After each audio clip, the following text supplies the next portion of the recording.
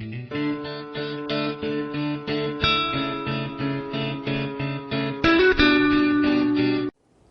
Everyone, welcome back to my YouTube channel biology love. आज का हमारा टॉपिक है रिप्रोडक्टिव हेल्थ। ये एक बहुत ही इंटरेस्टिंग, बहुत ही नॉलेजेबल और बहुत ही अच्छा टॉपिक है। ओके, तो चलिए हम स्टार्ट करते हैं। रिप्रोडक्टिव हेल्थ क्या है? रिप्रोडक्टिव हेल्थ का सिंपली अगर हम बात करें तो individual with normally and healthy reproductive organ is considered as reproductively healthy person. मतलब अगर कोई एक इंडिविजुअल है जिसका रिप्रोडक्टिव ऑर्गन हेल्दी है, नॉर्मली फंक्शन कर रहा है, तो उस इंडिविजुअल को हम रिप्रोडक्टिवली हेल्दी इंडिविजुअल कहेंगे और ऐसे कॉन्सेप्ट को हम रिप्रोडक्टिव हेल्थ कहेंगे। ओके, बट क्योंकि रिप्रोडक्शन सिर्फ एक इंडिविजुअल तक सीमित नहीं है, तो हमें इसे सोशली भी जोड़ना है।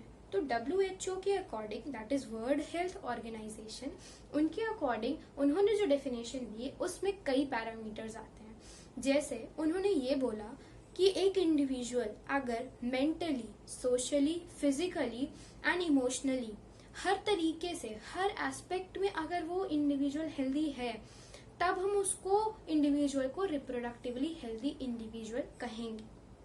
ठीक है, तो उन्होंने एक ब्रॉडर लेवल पर डेफिनेशन दी रिप्रोडक्टिव हेल्थ के बारे में।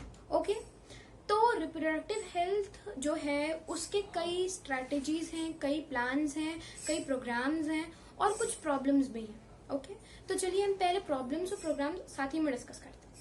तो प्रॉब्लम्स क्या क्या हैं जो रिप्रोडक्टिव हेल्थ है, अगर उसमें अवेयरनेस नहीं है, अगर लोगों को रिप्रोडक्टिव हेल्थ के बारे में, इस टॉपिक के बारे में अवेयरनेस नहीं है, तो they suffer a lot with many of the diseases जिनको हम STDs कहते हैं, that is sexually transmitted diseases. Okay, they suffer with poor child care, child care नहीं हो सकती, मैल न्यूट्रिशन, जो छोटे छोटे बच्चे होते हैं उनके वो मैल न्यूट्रिशन के शिकार होते हैं, लाइक कुपोषण के शिकार हो जाते हैं।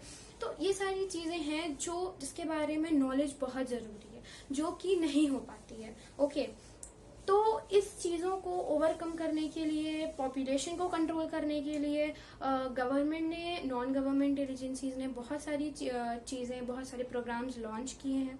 Okay, one such program is family planning. Okay, पहला प्रोग्राम क्या है? फैमिली प्लानिंग का प्रोग्राम है। फैमिली प्लानिंग का प्रोग्राम जो है वो गवर्नमेंट ने इनिशिएट किया था 1951 में।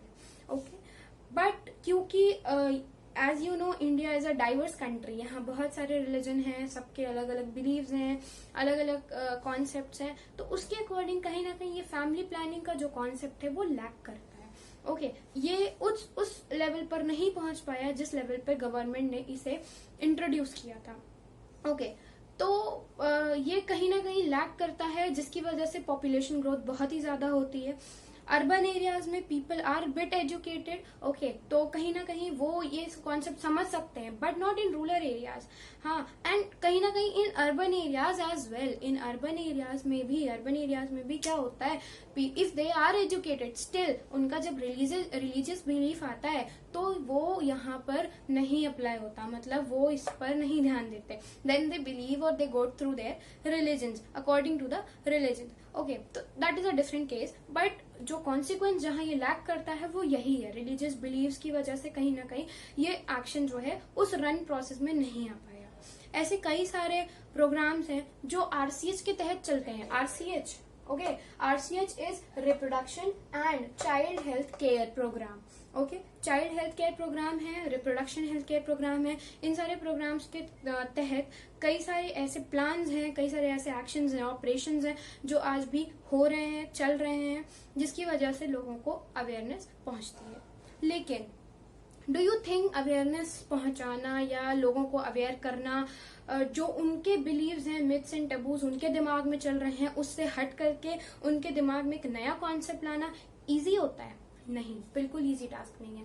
अगर कोई इंसान लाइक 55 ईयर्स के बाद अगर कोई है, नॉट इवन 55, 40 साल से ऊपर का भी कोई अगर इंसान है, वो अपने ओन थॉट्स और ओन बिलीव्स को ही मानेगा अनटिल एंड अनलेस उसको 10 लोग आके बताएंगे कि दिस इज ट्रू। ओके, अगर 10 लोग 50 लोग आके बोलेंगे कि नहीं ये सही है एंड आप जो सोच रहे हो वो गलत है, तब जाके वो कहीं 10% 15% वो बिलीव कर ले, अदरवाइज वो अपने ही थॉट्स के साथ जिएगा। तो किसी की मेंटालिटी चेंज कर पाना, एंड खास करके ऐसी चीजों में बहुत ही ज्यादा कॉम्प्लिकेटेड, बहुत ही ज्यादा डिफिकल्ट टास्क होता है, बहुत ही मेजर टास्क है।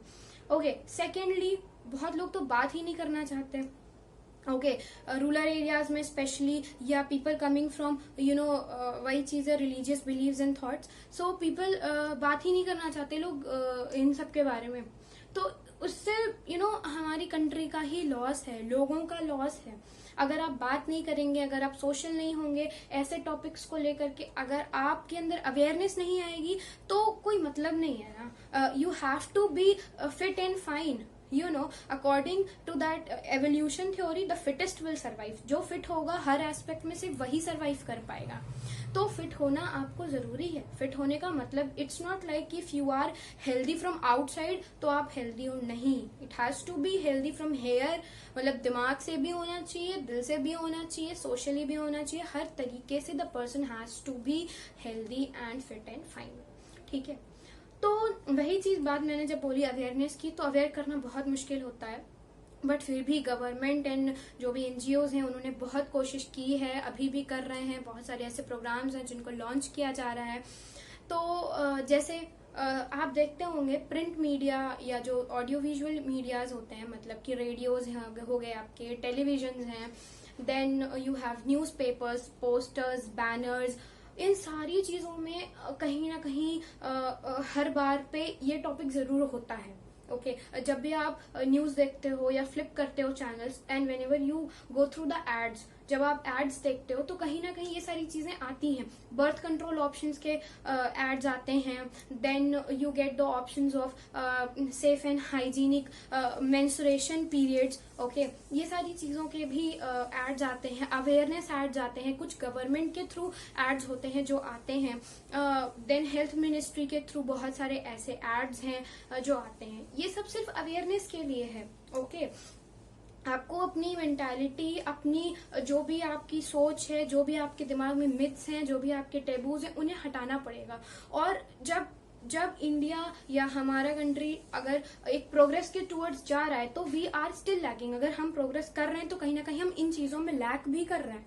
ओके, अगर हम प्रोग्रेस कर रहे हैं, अगर हमारे पास अच्छी अच्छी चीजें आ रही हैं, ओके, अगर हम सबसे पावरफुल बनने की कोशिश कर रहे हैं, तो हमें ये सारी चीजों पे भी ध्यान देना पड़ेगा। ओके, इट्स नॉट अबाउट कि अगर आपके पास बहुत पैसा है and you are of this mentality कि अगर आपको बात ही नहीं करनी है इन टॉपिक्स पे, आपको सुनना ही नहीं है, तो this is not the way. Okay, so you have to keep your mind bit broader. आपको दिमाग बड़ा रखना पड़ेगा, because you have to live in this society and all the time you can not go through the societies. Okay, it's not like कि अगर 4 लोग ये बातें कर रहे हैं कि ये गलत है, we don't need to talk, तो you will not go into that कि हाँ अगर 4 लोगों ने बोला कि ये गलत है, हमें इसके बारे में बात नहीं करनी है, तो आप भी इसके बारे में बात नहीं करेंगे। No, if they are wrong, prove them कि यू आर राइट। ठीक है, आप अपने आप को सही करो, आप प्रूफ्स लेके आओ कि हाँ ये गलत है। ओके, तो चलिए हम बात करते हैं अब स्ट्रैटेजीज के बारे में। प्लान्स की हमने बात करी कि क्या क्या प्लान्स थे, इनिशिएट हुए थे, हमने ये बताया आपको। रेडियोज, टेलीविजन, न्यूज़पेपर्स, सब पे एड्स आते हैं, पोस्टर्स लगते हैं, बैनर्स लगते हैं, होल्डिंग्स लगती हैं बड़ी बड़ी। ठीक है, सब किस लिए? अवेयरनेस के लिए। ओके, अब जो हम एक इंडिविजुअल के तौर पे जो मदद कर सकते हैं वो क्या हो सकती है? एक इंडिविजुअल के तौर पे भी तो हमें एक सोसाइटी को अच्छा रखना है, तो हम क्या मदद कर सकते हैं? If you are a teacher, if you are a parent, if you are a sister, daughter, mother और एनी काइंड ऑफ आप पोजीशन अगर है आपके पास, ठीक है, तो आप प्लीज अपने से छोटे जो हैं, जो आपके आसपास के लोग हैं, उन्हें प्लीज बताइए that sex related aspect is very important. Reproduction related aspects में नॉलेज होना बहुत जरूरी है। ओके, स्पेशली जो टीन एज होते हैं, teenagers have their own mindsets. Teenagers, they feel they believe in myths and taboos, and especially this social media, they all go all to those social media things, and they are so much indeed and excited, they want to know each and everything, but and in like same time पे वो कहीं ना कहीं गलत भी हो जाते हैं। Okay, so just there is a line between understanding the things between understanding and getting knowledge about this and between going beyond that line. Okay तो ये सारी चीजों के बारे में नॉलेज होना, इन सारी चीजों को डिस्कस करना बहुत जरूरी है. ठीक है, नेक्स्ट है सेक्स एजुकेशन. वही चीज मैंने बोली, sex education is very important. Schools में, कॉलेजेस में सेक्स एजुकेशन आ चुका है गवर्नमेंट के ही थ्रू, बिकॉज गवर्नमेंट ने ये चीज सोची है. बिकॉज जो कोई छोटा बच्चा होता है, जब आप बढ़ रहे होते हो, अगर आपको जो चीज बता दो या सिखा दो वो आपके दिमाग में रहती है. Okay, and then you feel like suppose if a kid, एक छोटा बच्चा अगर जा रहा है और उसे गलत चीज पता चली, okay, then he comes straightforward in says कि नहीं नहीं आपने तो ऐसे कहा था, बिकॉज उसके माइंड में वो मेमोरी सेव रहती है. इसीलिए गवर्नमेंट ने बहुत अच्छा किया कि जो सेक्स एजुकेशन है वो लेकर के आए. इस प्रोग्राम को स्कूल्स और कॉलेजेस में चैप्टर्स में इंक्लूड किया, जिसकी वजह से बच्चों को नॉलेज मिल सके और वो फालतू के मिथ्स, टैबूज और फालतू की चीजों से वो दूर रहें. जो रियलिटी है एक्सेप्ट करें, जैसी चीजें हैं उसको एक्सेप्ट करें. ओके, साथ साथ अपने आसपास के लोगों को भी अवेयर करें. ठीक है, अब इसका जो कॉन्सिक्वेंस है, मतलब जो प्रॉब्लम्स आती हैं वो क्या क्या है. एसटीडीज बहुत ही मतलब इसका जो रेशियो है वो ग्रो कर रहा है इंडिया में धीरे धीरे. STDs is sexually transmitted diseases. One of the major disease is AIDS. ठीक है, it is caused by HIV. Okay, so ये सारी चीजें जो है, मतलब एसटीडीज हैं, गोनोरोनिया, सिफाइलाइसिस, एसटीडीज, ये सारी चीजें बहुत ही ज्यादा हाई अमाउंट में ग्रो कर रही है. इनके दिन पर दिन जो हमारा रेशियो है वो बढ़ता जा रहा है. क्यों बढ़ता जा रहा है? सिंपल सी चीज है, अवेयरनेस नहीं है लोगों को. अवेयरनेस बहुत जरूरी है. Okay, safe and hygienic sexual practice बहुत जरूरी है. अगर safe and hygienic sexual practices नहीं होंगी तो STD is a major cause. Okay, STD होने के चांसेस हैं. देन डिस्पोजेबल ऑफ सीरिंजेस, जो भी हम सीरिंजेस यूज करते हैं इंजेक्शंस में, उन्हें डिस्पोज ऑफ कर देना चाहिए. बेसिकली जो मतलब जब भी हम जाएं वैक्सीनेशन के लिए तो हमें ध्यान रखना चाहिए कि जो भी सीरिंज हम यूज कर रहे हैं, मतलब जो भी दैट पर्सन इज यूजिंग, वो किसी और के पास ना हो. ठीक है, मतलब किसी और की बॉडी से ना आई हो या हमारी बॉडी में वो किसी और के बाद ना जा रही हो. तो ये सारी चीजें बहुत दिमाग में रखने वाली होती है, अवेयर करने वाली होती है. नेक्स्ट इज जो भी हमारा जैसे कि ट्रांसफ्यूजन होता है, ब्लड का ट्रांसफ्यूजन होता है. पीपल से मैंने ब्लड दिया या मैंने ब्लड डोनेट किया, ब्लड तो आपने डोनेट कर दिया, बट वो ब्लड कितना प्योर है, कितना क्लीन है, बॉडी में दूसरे के जाने के बाद वो कैसा प्रोसेस करेगा, क्या करेगा. तो ट्रांसफ्यूजन ऑफ ब्लड होता है. ये सारी चीजें से भी क्या होता है, हमारा एसटीडीज का कॉन्सेप्ट आ सकता है. इसलिए ये सारी चीजों के बारे में अवेयरनेस बहुत जरूरी है, बहुत ही ज्यादा जरूरी है. नेक्स्ट जो है हमारा एक बहुत ही जरूरी है, मतलब बहुत ही ज्यादा एक ऐसी चीज है जो बहुत ही ज्यादा सुनने में आती है, that is unhygienic practice of menstrual cycle. Like जो मेंस्ट्रुअल साइकिल होती है हमारी, जो पीरियड्स होते हैं बेसिकली, उनमें जो प्रैक्टिस होती है, मतलब जो यूज होता है वो बहुत ही वियर्ड होता है. मतलब like when I studied about all this, जब मैंने स्टडी किया इसको, इस टॉपिक के बारे में, basically about menstrual cycle teenagers में, हेल्थ केयर्स के बारे में, देन मुझे लगा कि चीजें ऐसी भी एग्जिस्ट करती हैं. Instead of using the tampons and pads and etc, they are still on that clothes and they are the ashes. One of the you might have heard about एक मैंने पढ़ा था, there was a research somewhere in maybe somewhere Chhattisgarh side, उन्होंने बताया था that उनके जो girls होती हैं when they bleed, so they use ashes, राख का इस्तेमाल करते हैं. So these are very weird to hear, मतलब सुनने में ही कितना ऑकवर्ड लगता है, कितना बेकार लगता है, जस्ट बिकॉज उनके पास नॉलेज नहीं है. ऐसा नहीं है that you purchase a pad and it's very costly so you won't purchase. No, government ने इतने अपॉर्चुनिटीज दी हैं, इतने ऑप्शंस दिए हैं, आप फ्री में जा सकते हैं, आप ले सकते हैं, हर महीने डिस्ट्रीब्यूट करने के लिए आता है. But people are not aware. उन्हें लगता है कि I am happy with those ashes and I am not happy with the pads and tampons. Okay, तो ये जो मेंटालिटी है उसे हटानी पड़ेगी. ओके, तो इस चीज को हटाने के लिए ही गवर्नमेंट ने बहुत सारी चीजें, बहुत सारे प्रोग्राम्स लॉन्च किए हैं. फिर टीनेजर्स की अगर हम बात करें, फिर वही चीज आती है, teenagers they are into their own era. Okay, तो उस चीजों को भी मतलब उनके जो मिथ्स एंड टैबूज हैं उन्हें हटाना पड़ेगा। मतलब उन्हें जरूरत है कि वो सारी चीजों से दूर रहें, जो भी मिथ्स एंड टैबूज हैं, क्योंकि सेक्स एजुकेशन अब मतलब जो भी इंस्टीट्यूशंस हैं उनमें है, तो बहुत ही इंपॉर्टेंट है कि उसको डीप नॉलेज हो। कोई भी है पर्सन डीप नॉलेज रखे, प्रॉपर तरीके से उसको पढ़े, एनालाइज करे, उसे इम्प्लीकेट करे, दूसरों को बताए, तभी जा करके हमारा सोसाइटी, हमारा एरिया एक रिप्रोडक्टिवली हेल्दी सोसाइटी कहलाएगा। Otherwise no. अगर आप नहीं अवेयर करोगे, अगर आपके पास अवेयरनेस नहीं है, आप दूसरों को अवेयर नहीं कर पाओगे, तो कोई मतलब नहीं है इन सारे प्रोग्राम्स का।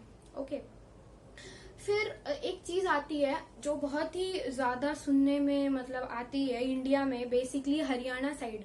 Okay, female foeticides. You know female foeticides, जब क्या होता है, if the mother is pregnant, okay, if the mother is pregnant, तो वहां पे सेक्स डिटर्मिनेशन टेस्ट होता है। तो सेक्स डिटर्मिनेशन टेस्ट में अगर वो फीमेल निकलती है तो उसे वूम में ही किल कर दिया जाता है। That is female foeticides. तो ये सारी चीजें बहुत ही ज्यादा बढ़ रही हैं, स्पेशली ये हरियाणा साइड सबसे ज्यादा होता है। ओके, तो यही चीज है। हाँ, एम्नियोसेंटेसिस की अब हम बात करते हैं। एम्नियोसेंटेसिस जो मैंने बताया वही है, एक सेक्स डिटर्मिनेशन टेस्ट होता है। Amniocentesis is a fetal sex determination test. ठीक है, इसमें क्या करते हैं, जो हमारा एम्ब्रियो है, जैसे कि हमारा एम्ब्रियो है, ठीक है, तो this is embryo is surrounded by amniotic fluid. एक एमनियोटिक फ्लूइड होता है। एमनियोटिक फ्लूइड एम्ब्रियो को सराउंड करता है। तो क्या करते हैं डॉक्टर्स, इस एमनियोटिक फ्लूइड को एक्सट्रैक्ट करते हैं, यानी इस एमनियोटिक फ्लूइड को निकाल लेते हैं। निकालने के बाद इसका क्रोमोसोमल पैटर्न टेस्ट होता है। जो एमनियोटिक फ्लूइड निकला उसके बाद उसका क्रोमोसोमल पैटर्न टेस्ट होगा। उस क्रोमोसोमल पैटर्न से पता चल जाएगा सेक्स के बारे में, अबाउट कि वो जो हमारा मतलब जो चाइल्ड है वो मेल है या फीमेल है। If it is a female, kill it, if it is a male, grow him. Okay, so ये दिस इज द बेसिक, यही मेंटालिटी है अभी रूरल एरियाज में कि अगर लड़की है तो मार दो और लड़का है तो बचा लो। तो बट ऐसा नहीं होना चाहिए। और हाँ, तो एम्नियोसेंटेसिस की अगर हम बात करें तो एक ये अब तो इंडिया में बेसिकली वो इलीगल तरीके से अगर आप कर रहे हो सेक्स डिटर्मिनेशन टेस्ट तो वो बैन है। बट लीगली इसका क्या काम है? लीगली इसका काम ये है कि जब बेबी अगर है, like if the mother is pregnant और उस बेबी को मदर के मतलब कहते हैं ना कि if the baby is kind of not growing properly, या if the baby is not healthy, और या तो प्रेगनेंसी के बाद या प्रेगनेंसी के टाइम मदर को दिक्कत हो सकती है, तब यहाँ पर हम इसका इस्तेमाल करते हैं, मतलब कि अबॉर्शंस का इस्तेमाल करते हैं। तो अबॉर्शंस जो है वो लीगली तरीके से लीगल है और इलीगली तरीके से वो मतलब इलीगल है if you go on to killing in all side. ठीक है, तो इस एस्पेक्ट पे हमने रखा था, मतलब जो गवर्नमेंट्स हैं या इस एस्पेक्ट पे हम उसको जज करते हैं कि ये सारी चीजें वहां पर लीगल हैं जब मदर को कोई प्रॉब्लम हो सकती है प्रेगनेंसी से, या प्रेगनेंसी के बाद बेबी को प्रॉब्लम हो सकती है, या बेबी डेवलप नहीं कर रहा, स्टिल बर्थ यू नो, जब डेड बेबी होता है, ठीक है, तो उसको स्टिल बर्थ कहते हैं। तो ये सारी चीजें हो सकती हैं, या कभी कभी क्या होता है बर्थ देते टाइम मदर की डेथ हो जाती है। तो ये सारी चीजें रोकने के लिए हम इसका यूज करते हैं, ठीक है, जिससे हमारा अगर ये चीज हुआ वहां तो बेबी भी हेल्दी रहेगा, मदर भी हेल्दी रहेगी, नेक्स्ट टाइम बेबी हो जाएगा मदर हेल्दी रहेगी। ठीक है, तो ये लीगल तरीका है, बट इसका लोग गलत इस्तेमाल करते हैं, कहीं ना कहीं फीमेल फीटिसाइड्स वाला कॉन्सेप्ट आ जाता है। इन सारी चीजों के बारे में नॉलेज होना बहुत जरूरी है। फिर नॉलेज आता है प्रेगनेंसी के बारे में।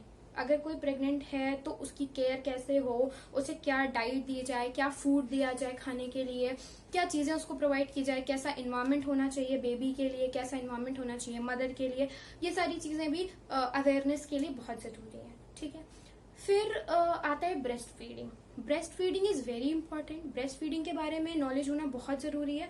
You know breastfeeding we say because उसमें वो IgA टाइप एंटीबॉडीज पाई जाती है ना, सो दैट क्या होता है वो बॉडी डिफीट करती है, जो हमारा बेबी है वो उसको इम्यूनिटी प्रोवाइड करती है। IgA टाइप एंटीबॉडीज होती है। ओके, तो ये सारी चीजें बहुत जरूरी हैं। ब्रेस्ट फीडिंग कब से कब तक होनी चाहिए। यू ऑल हैव सीन कि एड्स आते हैं, ब्रेस्ट फीडिंग के एड्स बहुत ही रेगुलर बेसिस पर आते हैं। Then you have birth control options. Birth control options भी होते हैं। जो मैरिजेबल एज ग्रुप्स हैं उनमें ये चीज अवेयर मतलब होना चाहिए कि उनको अवेयरनेस होनी चाहिए बर्थ कंट्रोल ऑप्शंस क्या क्या हो सकते हैं। एक उनके पास प्लान होना चाहिए, एक सेट होना चाहिए कि हमें कब कब ऐसा करना है या कब हमें उस स्टेप के लिए इनिशिएट करना है। ये सारी चीजें होनी चाहिए, या ये सारी चीजें बहुत इंपॉर्टेंट है। तो बर्थ कंट्रोल ऑप्शंस आते हैं जैसे पिल्स हो गई, then you have condoms, you have many sorts of things. Surgical methods भी होते हैं, वासेक्टॉमी, ट्यूबेक्टॉमी, वो हम नेक्स्ट वीडियोस में बताएंगे आपको। तो जो मैंने जर्नल बताना था वो यही था कि ये सारी चीजें इंपॉर्टेंट हैं। आपको नॉलेज है अगर तो प्लीज आप दूसरों से भी शेयर करिए, तभी जाकर के you will be able to save lives of other and as well as India will progress, otherwise no. Okay, so please keep in mind कि अगर आप पढ़ रहे हो कोई चीज तो उसे डीप नॉलेज रखो, एनालाइज करो। एक जगह से मत पढ़ो उस चीज को, 3-4 जगहों से पढ़ो, सो दैट आपको अलग अलग थ्योरीज मिलेंगी, अलग अलग चीजें मिलेंगी। You will get different sorts of things. उसको आप अलग अलग तरीके से पढ़ोगे, अलग अलग लोगों के बारे में अलग अलग थ्योरीज होंगी, अलग अलग चीजें होंगी। ये सारी चीजें बहुत इंपॉर्टेंट है।